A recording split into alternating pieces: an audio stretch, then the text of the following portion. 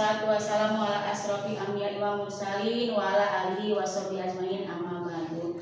Pertama-tama marilah kita panjatkan puji dan syukur kepada Allah Subhanahu wa taala yang telah memberikan kesempatan kepada kita sehingga kita bisa mengikuti diseminasi pemahaman budaya positif dalam rangka memenuhi salah satu tugas program pendidikan guru penggerak bersama saya Roma, calon guru penggerak angkatan 9 Kabupaten Majalengka. Jangan lupa saya ucapkan terima kasih pada Bapak Ibu yang sudah menyempatkan bergabung dalam diseminasi ini. Mohon maaf sebelumnya, saya tidak bermaksud untuk menggurui, akan tetapi saya hanya berusaha memenuhi salah satu tugas dari calon guru penggerak ini. Oke, kita mulai saja ya Bapak Ibu, kita lanjutkan. Ini PowerPoint yang sudah saya buat menyempatkan pemahaman penerapan budaya positif. Saya Roma, calon guru penggerak angkatan 9 Kabupaten Majalengka. Selanjutnya ini konsep dasar budaya positif ada beberapa macam Bapak Ibu. Di antaranya perubahan paradigma belajar, disiplin positif, nilai-nilai kebajikan, kebutuhan manusia, motivasi perilaku manusia, posisi kontrol guru, keyakinan kelas, dan yang ketiga segitiga restitusi. Selanjutnya perubahan paradigma belajar. Tujuan pendidikan nasional Ki Hajar Dewantara yaitu menuntut segala kodrat yang ada pada anak-anak agar mereka dapat mencapai keselamatan dan kebahagiaan yang setinggi-tingginya baik sebagai manusia maupun sebagai anggota masyarakat. Dari semua ini termasuk menjadi pembelajaran berpihak pada murid. Selanjutnya, teori Dr. William Kaiser dalam contoh teori meluruskan berapa konsepsi tentang teori kontrol. Ilusinya ada beberapa bagian dibagi 4. Yang pertama, guru mengontrol murid. Yang kedua, orang dewasa memiliki hak untuk memaksa. Yang ketiga, semua penguatan positif, efektif, dan bermanfaat. Serta yang terakhir, kritik dan membuat orang merasa bersalah dapat menguatkan karakter. Selanjutnya, stimulus respon lawan teori kontrol dan paradigma tentang dunia. Ini kebalikan ya Bapak Ibu. Stimulus respon dengan teori kontrol itu kebalikan. Seperti contohnya realitas, kebutuhan kita sama, semua orang melihat hal yang sama. Kalau kebalikan dari teori ini yaitu teori kontrol, realitas kebutuhan kita berbeda. Kita mencoba mengubah orang agar berpandangan sama dengan kita. Berperilaku buruk dilihat sebagai suatu kesalahan. Orang lain bisa mengontrol saya bisa mengontrol orang lain. Anda bisa mengontrol orang lain. Pemaksaan ada pada saat bujukan gagal. Model berpikir menang atau kalah. Ini kebalikannya. Realita kebutuhan kita berbeda. Setiap orang memiliki gambaran yang berbeda. Kita berusaha memahami pandangan orang lain tentang dunia. Semua berperilaku memiliki tujuan. Hanya Anda yang bisa mengontrol diri Anda. Anda tidak bisa mengontrol orang lain. Kolaborasi dan konsensus menciptakan pilihan-pilihan baru. Yang terakhir, model berpikir menang-menang. Selanjutnya, disiplin positif. Apa itu disiplin positif? Disiplin positif ialah kemampuan untuk mengontrol perilaku, tindakan, dan keputusan kita sendiri sesuai dengan tujuan, nilai-nilai, dan standar yang telah ditetapkan. Tujuan dari disiplin positif di sini adalah membantu seseorang mencapai berbagai hal positif dalam hidupnya. Disiplin diri adalah kualitas yang dapat dikembangkan dan ditingkatkan seiring waktu. Ini memerlukan latihan, kesabaran, komitmen untuk menjalankan disiplin diri secara konsisten dalam kehidupan sehari-hari. Selanjutnya, ini nilai-nilai kebajikan. Nilai-nilai kebajikan ini dibagi atas 3 bagian. Yang pertama, profil belajar Pancasila, Ibu Primari dan Program, 9 pilar karakter. Di antaranya dipastikan lagi dari profil Pancasila menjadi beriman, bertakwa kepada Tuhan Yang Esa, ada mandat mulia, ada mandiri, bernalar kritis, berkebinekaan global, bergotong royong yang kreatif. Sementara yang PEP, sikap murid, toleransi, rasa hormat, integritas, mandiri, menghargai, antusias, empati, keinginan tahuan, kreativitas, percaya dan komitmen. Dan yang terakhir 9 pilar karakter dibaca beberapa bagian. yaitu cinta Tuhan dan segenap ciptaannya, kemandirian dan tanggung jawab, kejujuran, hormat dan santun, dermawan, suka menolong, percaya diri, baik dan rendah hati, dan terakhir kedamaian kesatuan. Lanjut, ini Bapak Ibu kebutuhan dasar manusia. Kita membutuhkan ini semua ya. Ada pakaian, makanan, alat komunikasi. Apa ini Bu? Pak? Kopi. Yang ini terakhir? Tempat, termasuknya tempat nih. Kita butuh semua itu ya. Nah, apa itu kebutuhan dasar? Kebutuhan dasar adalah segala sesuatu yang kita lakukan untuk mendapatkan apa yang kita inginkan.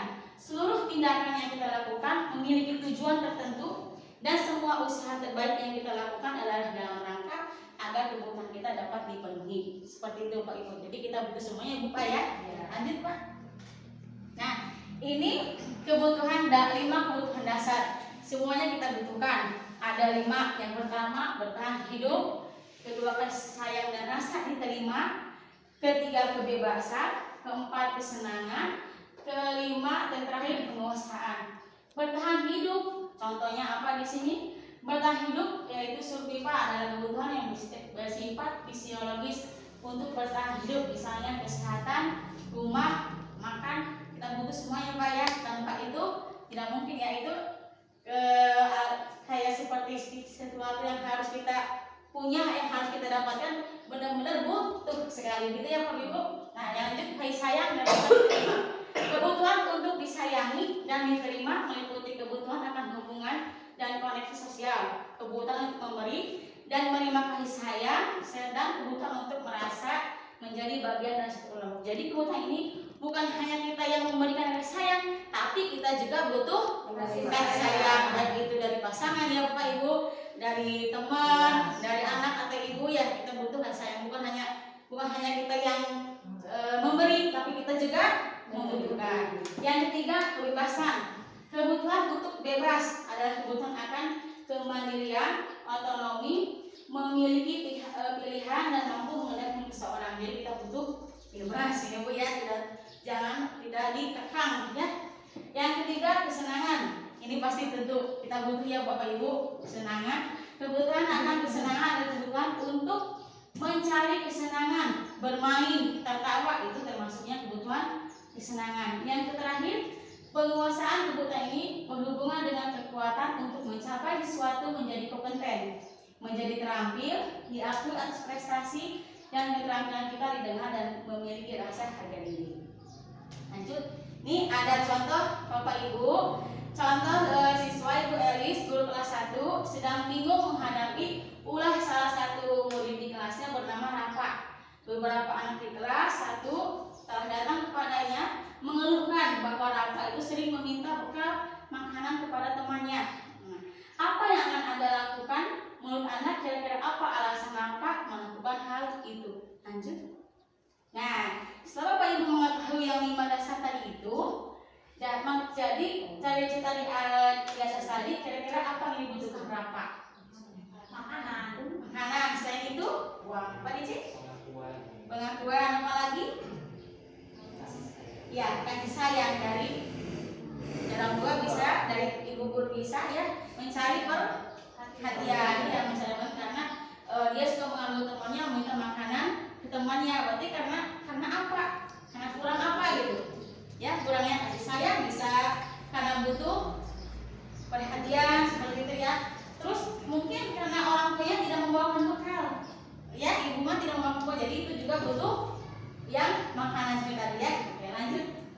Nah, motivasi perilaku manusia menurut Diana Gosen ada 3. Untuk menghindari ketidaknyamanan atau hukuman, yang kedua untuk mendapatkan imbalan atau penghargaan dari orang lain, yang ketiga untuk menjadi orang yang mereka inginkan dan menghargai diri sendiri dengan nilai-nilai yang mereka percaya.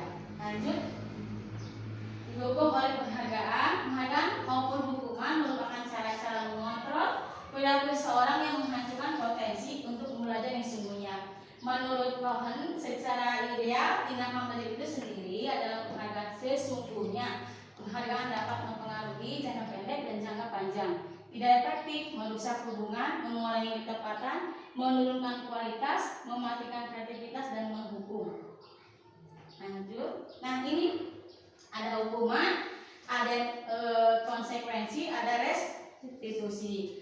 Hukuman, apa itu hukuman? Hukuman adalah suatu bentuk konsekuensi negatif yang diberikan sebagai respon atas tindakan yang melanggar aturan, norma, atau hukuman. Jadi itu saat itu juga itu yang masuk hukuman. Kalau konsekuensi, sanksi atau konsekuensi adalah hasil atau akibat dari suatu tindakan atau keputusan yang sebelumnya sudah diketahui atau disepakati. Restitusi, suatu pendekatan untuk menciptakan disiplin positif, yaitu menciptakan kondisi bagi murid untuk memperbaiki kesalahan mereka sehingga mereka bisa kembali pada kelompok mereka. Lanjut. Nah, hukuman suatu yang menyakitkan harus terjadi, konsekuensi suatu harus tidak nyaman untuk murid anak didik kita, jangka waktu pendek, korban bisa diabaikan penguatannya. Untuk restitusi merupakan pilihan penguatan murid dalam jangka waktu panjang masalah, tepat cara murid belajar, dan yang terakhir bertanggung jawab untuk perilakunya. Lanjut. Nah, ini ada hukuman, konsekuensi, restitusi. Rari mengelilingi lapangan polis sebanyak 2 kali karena terlambat hadir di sekolah. Itu termasuk hukuman apa konsekuensi?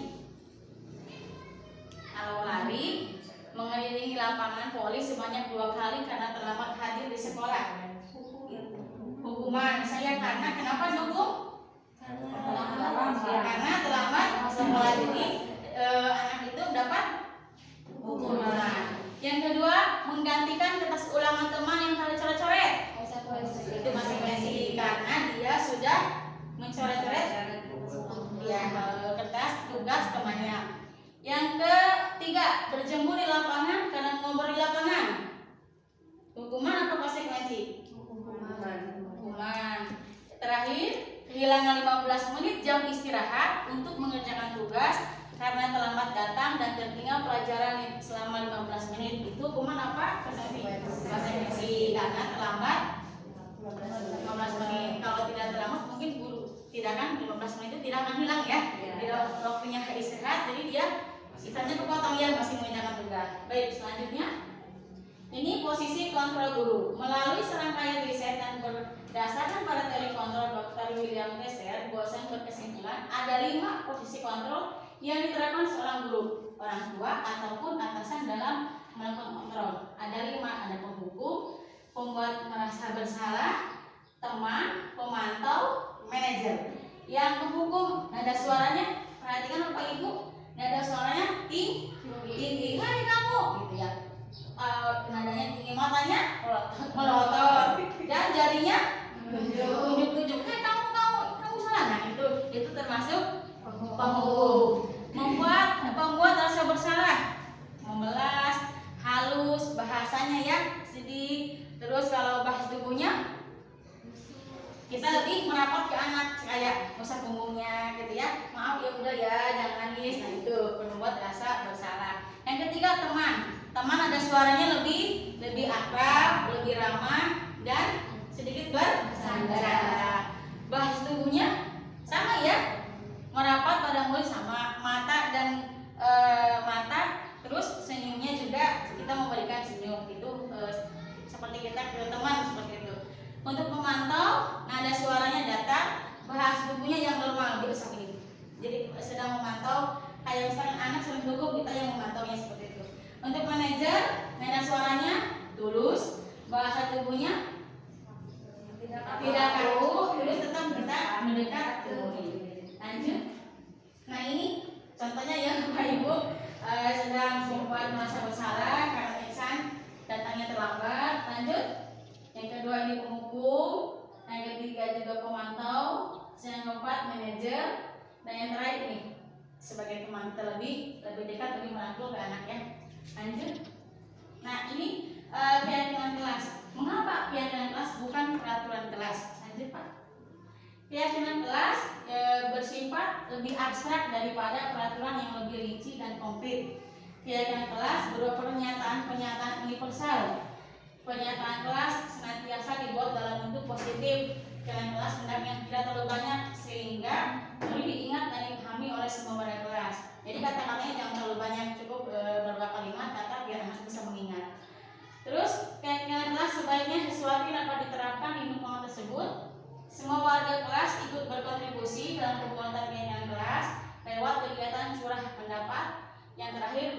meninjau kembali kegiatan kelas dari waktu ke waktu. Nah, ini bagaimana pembentukan kegiatan kelas. Jadi kita dibagi menjadi 6 bagian sebelum kita membuat kegiatan kelas. Yang pertama, lebih abstrak dari peraturan, sedikit saja agar mudah diingat, berupa pernyataan universal. Yang keempat, sesuai dengan kondisi kelas dan sekolah agar mudah dipahami, dibuat dalam bentuk positif. Dan yang terakhir, semua warga sekolah dilibatkan saat membuat. Jadi pada saat membuat kegiatan kelas, semua anak dilibatkan, guru juga ikut terlibat, terus kepala sekolah juga ikut terlibat. Kata-katanya jangan terlalu banyak, sedikit tapi anak bisa memahaminya.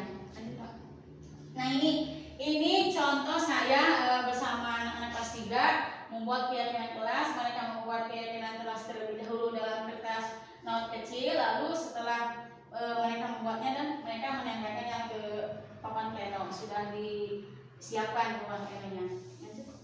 Nih, sebelum membuat keyakinan kelas, kita terlebih dahulu membuat nilai-nilai kebajikan. Contohnya tanggung jawab, kan cuma satu kata. Tanggung jawab, rasa hormat, kasih sayang, saling menyayangi, itu nilai kebajikan. Untuk keyakinan kelasnya lanjut selanjutnya. Ini keyakinan kelas yang sudah dibuat bersama anak-anak ya. Yang pertama, disiplin waktu. Yang kedua, saling menjaga kebersihan. Yang ketiga, berperilaku sopan santun. Yang keempat, selalu menerapkan 5S: senyum, sapa, salam, sopan, santun. Itu 5S. Terus selanjutnya, memakai pakaian seragam sekolah.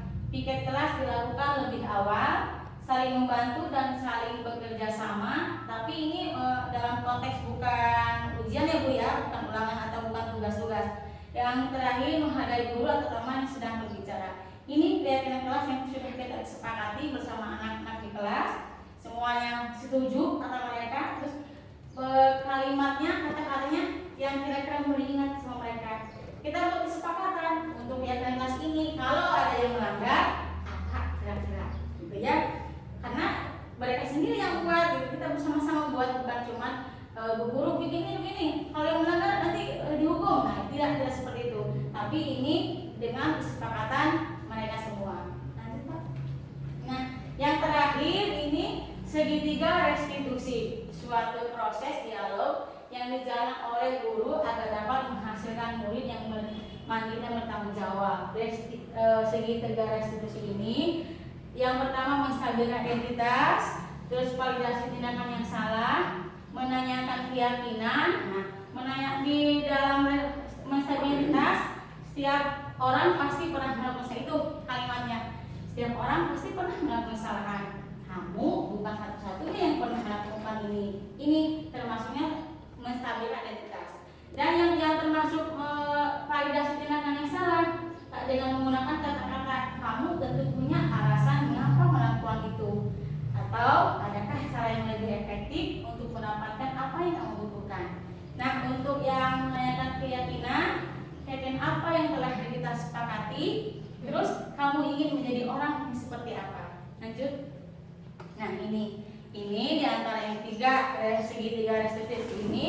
Yang pertama, menstabilkan identitas berdasarkan prinsip membuat kesalahan adalah proses bagi dalam proses pembelajaran ini. Ini kata-katanya Bapak Ibu yang nanti ke anak kita terapkan. Mungkin Bapak Ibu juga pernah melakukan hal yang demikian, cuma mungkin namanya saja baru-baru dengar sekarang ya. Nah, yang contohnya berbuat salah itu tidak apa-apa, tidak ada manusia yang sempurna. Ibu juga pernah melakukan kesalahan seperti itu. Tidak bisa menyelesaikan ini. Apakah Bapak Ibu tidak tertarik mencari siapa yang salah, tapi Bapak Ibu ingin mencari solusi dari permasalahan ini. Dan yang kamu berhak merasa begitu. Terus kalimat terakhir, apakah kamu sedang menjadi teman yang baik buat dirimu sendiri? Nah, seperti ini menstabilkan identitas. Lanjut. Validasi tindakan yang salah berdasarkan prinsip setiap perilaku menunjukkan supaya memenuhi suatu kebutuhan tertentu. Contoh kalimatnya, padahal kamu bisa melakukan yang lebih dari buruk dari ini. Kamu pasti punya alasan mengapa melakukan hal itu. Kalimat yang ketiga, kamu patut bangga pada dirimu sendiri. Kamu patut bangga pada dirimu sendiri karena kamu telah melindungi sesuatu yang penting buatmu. Yang terakhir, kamu boleh mempertahankan sikap itu, tapi kamu harus menambahkan sikap yang baru. Ini termasuk validasi tindakan yang salah. Lanjut Pak. Dan yang terakhir, menanyakan keyakinan kelas. Berdasarkan prinsip teori kontrol bahwa pada dasarnya kita termotivasi secara intrinsik, ada harimat, apa yang kita percaya sebagai kelas atau keluarga, apa nilai umum yang kita telah sepakati, apa bayangan kita tentang kelas yang ideal, dan yang terakhir apa mau menjadi orang-orang yang seperti apa. Lanjut Pak. Nah, ini contoh video, video bisa. Nah, ini contoh video validasi CISC.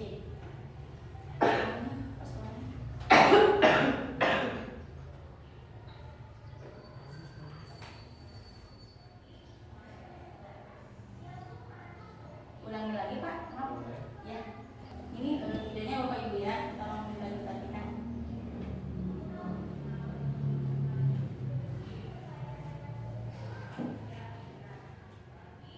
Ini termasuk menstabilkan identitas.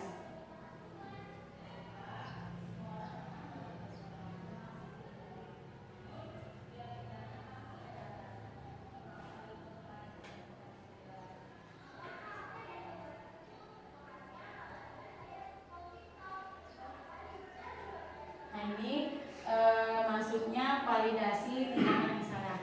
Dia menyadari kesalahannya sendiri.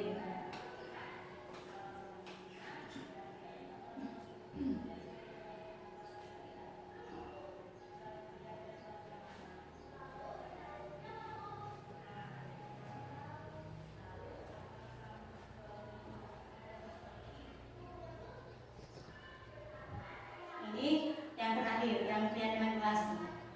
Jadi dia sendiri yang mencari solusi atas kesalahannya itu.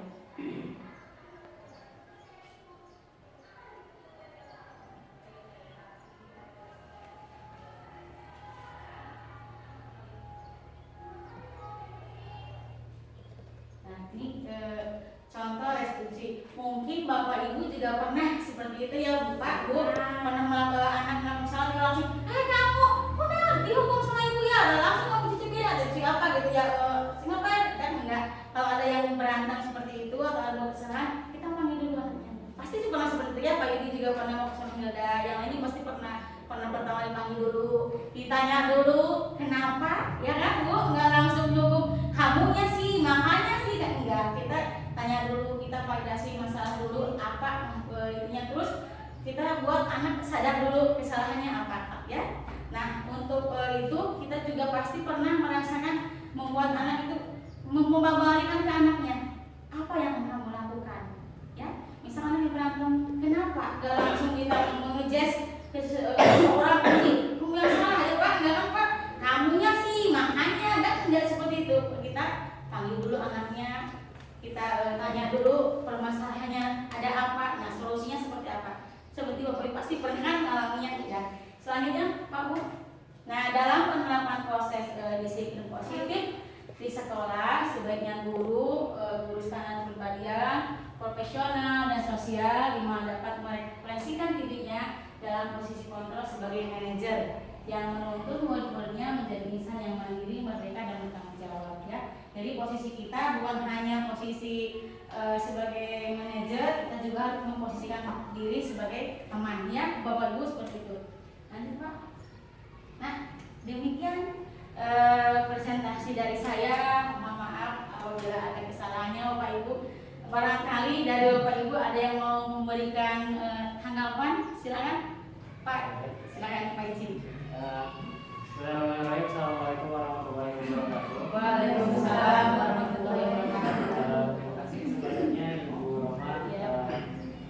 Presentasi yang sangat luar biasa ya, sangat menginspirasi bagi saya khususnya, mungkin juga teman-teman semua, bahwa ternyata kita sebagai guru itu harus memberikan budaya positif bagi siswa gitu. Jadi penerapan kita dalam mengajar gitu, tidak boleh langsung menjudge seorang siswa untuk menjudge siswa melakukan kesalahan. Tapi kita harus memberikan apa tadi ya, ada sedikit tadi sedikit restitusi. Pertama kita tanya dulu alasannya, gitu ya. Kemudian kita validasi kenapa anak melakukan tindakan tersebut.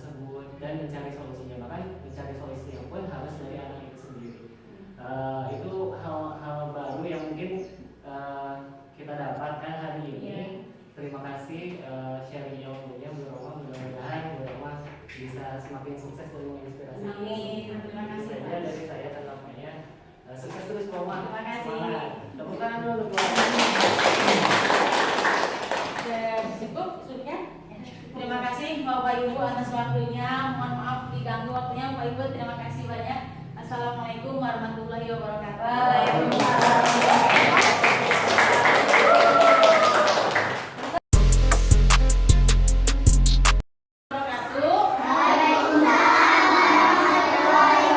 Kita langsung aja ya.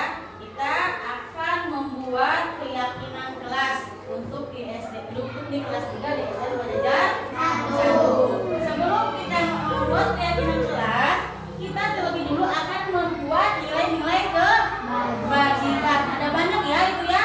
Di antaranya apa? Ayo sebutkan. Tidak boleh membuli. Itu yang tadi teh. Kerja sama. Ya, bagus. Apa lagi? Mandiri. Sip. Sopan santun. Kejujuran. Kreatif. Kasih sayang. Oke. Nah, sebelum yang apa yang kalian tadi sebutkan, kita tulis di memo itu ya. Oke. Boleh mau warna apa saja terserah. Silakan kalian tulis dulu. Apa satu kata yang untuk mengisi nilai-nilai kebajikan. Yuk tulis. Yuk tulis apa? Apa yuk? Tulis Bu. Tulis. So. Kalau ada arah Bu. Ya, gak apa-apa. Oke. Sudah? Dah. Sudah belum? Sudah? Kalau sudah silakan tempel di nilai kebajikan di sini. Kalau sudah yuk, tempel yuk. Bisa sudah? Satu dulu. Satu sok sini, tempel. Silakan. Ya. Ya, sok tempel. Ya, tempel.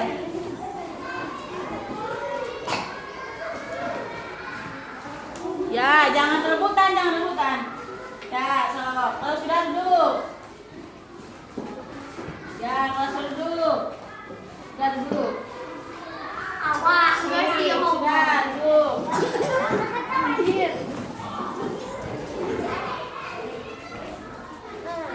Bagus.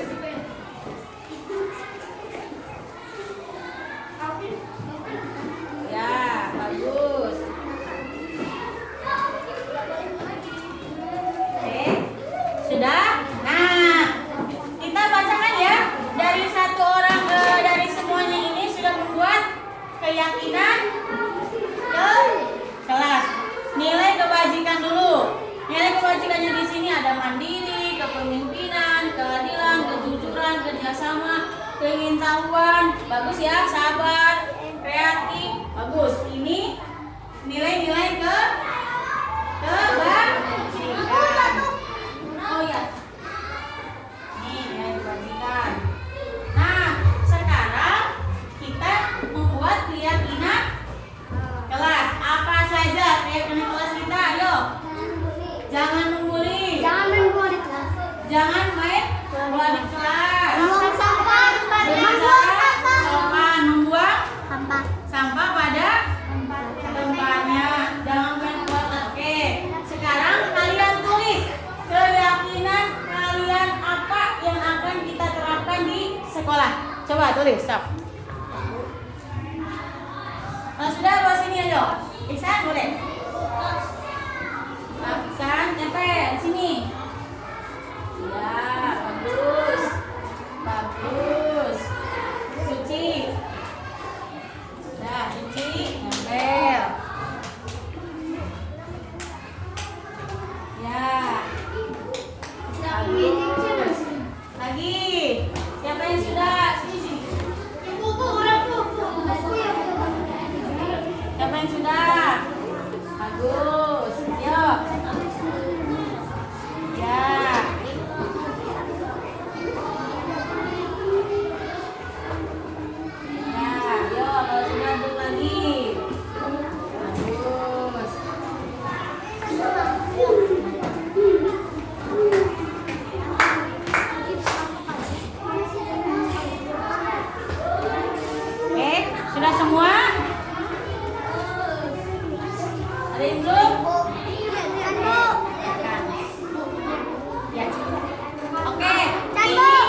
Oke, sebut. Udah. Ini keyakinan kelas yang akan nanti kita terapkan di kelas kita ya. Ada tidak boleh saling mengejek orang tua, membuang sampah ke tempatnya, dilarang buang sampah, piket lebih awal, jangan membuli, tidak boleh main di kelas. Ini, oh boleh sok. Ini kesepakatannya kita buat ya. Setuju kalian? Setuju. Kalau setuju, berarti kita udah membuat keyakinan kelas. Kalau setuju, tidak boleh